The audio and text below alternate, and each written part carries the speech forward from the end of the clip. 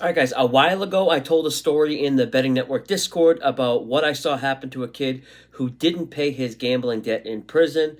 In this episode of Story Time, I'm just going to explain how sports betting in general works in prison. Now, to be very clear here, I'm speaking from my own experience. How things are done can be different depending on where in the country you're locked up at. But also at what level of prison, too. The rules and how they handle sports betting in county or state or federal penitentiaries are different. Gambling is big in prison. It's a great way to pass time, but it also is probably the main reason behind any conflicts and fights. Really, anything involving transactions can cause drama. We obviously don't have cash money inside prisons, so the currency is food. I always say the worst part about doing time is the food. A lot of the meals they give you are just inedible. I mean, a dog wouldn't eat some of the stuff they give you. It's always the hardest part early on in your sentence, the transition going from eating whatever you want to being served the smallest portions of the worst food imaginable.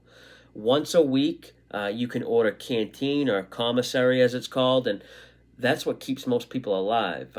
There are some of the items here on the screen that you can order, and this is also what serves as the form of currency. The ramen soups are $1. The tuna or chicken pouches and packets, those are $5. However much the item costs to order is the value, but some items held more value depending on its availability at the time. Coffee was something everyone always needed. I don't drink coffee, but I always ordered it because near the end of the week, everyone would be low or out of coffee and you could get double its value. Basic economics, supply and demand. Now, the most common form of gambling inside of prison is probably cards, but there is usually one person who has control of the sports betting. It's not like an open market where anyone who wants to be a bookie in there can be one. You need to have a certain status. Usually, you have to be down for a long time or have a long stretch ahead of you. They needed to be respected enough that you can deal with different races and groups of people, but also kind of feared as well, so nobody will just try and get over on you. Now, I was a bookie on the street and was probably the most knowledgeable on running a book, but experience doesn't matter at all. It's not like you submit a resume to be the prison bookie. Some of the bookies I dealt with in prison didn't have a clue about betting sports, but they didn't really even need to know because the rules heavily favor the bookies in there. It was common for them to make both teams -3 on short spreads. Like, for an example, if the Jets or any team for that matter were small favorites of -1 or -2, the bookie would have both teams -3. Now, I didn't really deal with many bookies that did this, but it's common, especially in the feds. The betting menu, extremely limited. There was no player props you could bet. A lot of times you couldn't even bet over-unders. The bookies usually had to use point spreads from the newspaper if they were able to get a newspaper that day, or they would call someone on the outside for the lines. Remember, information, extremely hard to come by. There was no injury updates or line movements that we could track. We could barely watch the game most of the times. But if you had someone you could call and get updated information from, that was a huge advantage. I was fortunate enough to always have someone, a friend that I could call and get helpful info from. I once actually got into a dispute because I had called a friend of mine before the Bucks Celtics playoff game, and my buddy told me Chris Middleton wasn't going to be playing in that game, and the line was moving. So as soon as I got off the phone, I went to the bookie and bet the Celtics. Shortly after I placed that bet, the bookie came to my bunk and said, "Hey, the line had changed." I didn't know this at the time, but what I know now is he was just seeing what I would say. If I responded with, "Okay, what's the new line?" he would just go with it. But when I pushed back a little and said, "Man, you can't change the line after I place a bet. What if I now want to change my bet?"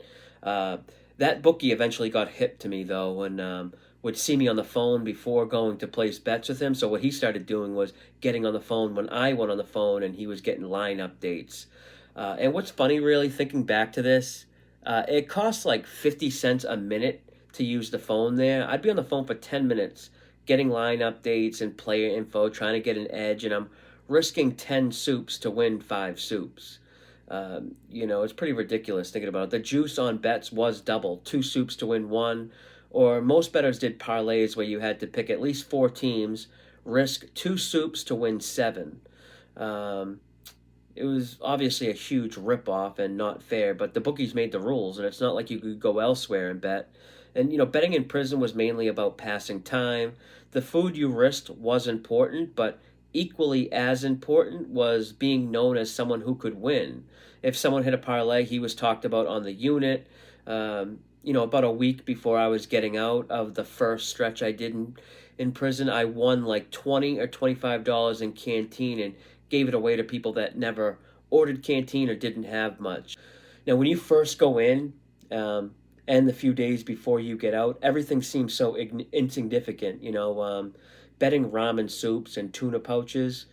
But when you're in the middle of your sentence, you treat that stuff like it's thousands of dollars. And, the amount of fights and drama over the equivalent of like, $2 or $3 would just blow your mind. I started a playlist on YouTube for this story time series.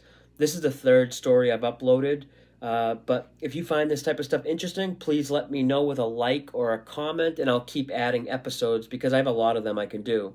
But that's it for this one. Until next time, good luck with your bets.